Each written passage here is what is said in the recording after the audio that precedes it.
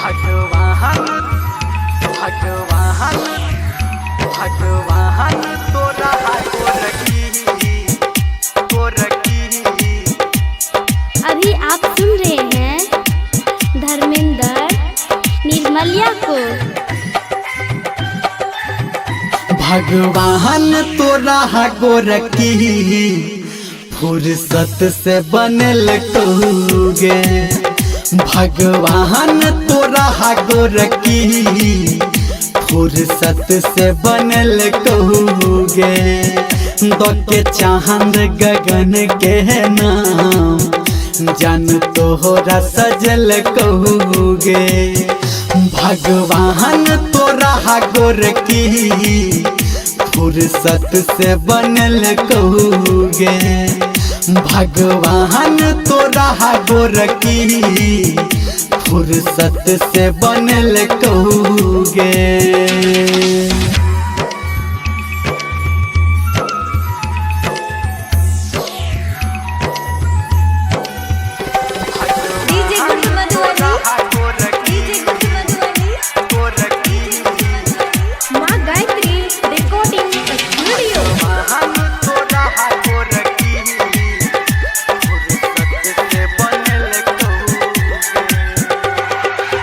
देख देख जारो तोरा जमाना हमारा बना ले अपन दीवाना। देख देख जारो तोरा जमाना हमारा बना ले अपन दीवाना। हमारा बना ले अपन दीवाना। तोरा सजल को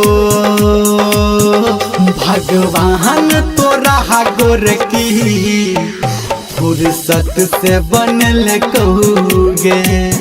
भगवान तोरा गोरकी फुर्सत से बनल कहूगे।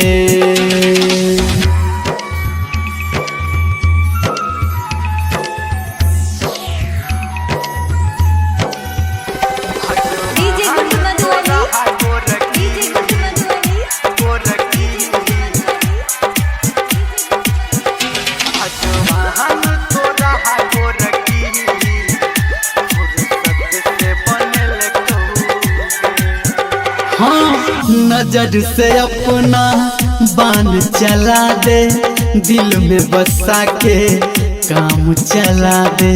नजर से अपना बान चला दे दिल में बसा के काम चला दे। दिल में बसा के काम चला दे। कहो धर्मेंद्र गे भगवान तोरा गोरकी फुर्सत से बनल कहूगे। भगवान तोरा गोरकी फुर्सत से बनल कहूगे। भगवान तोरा गोरकी फुर्सत से बनल कहूगे।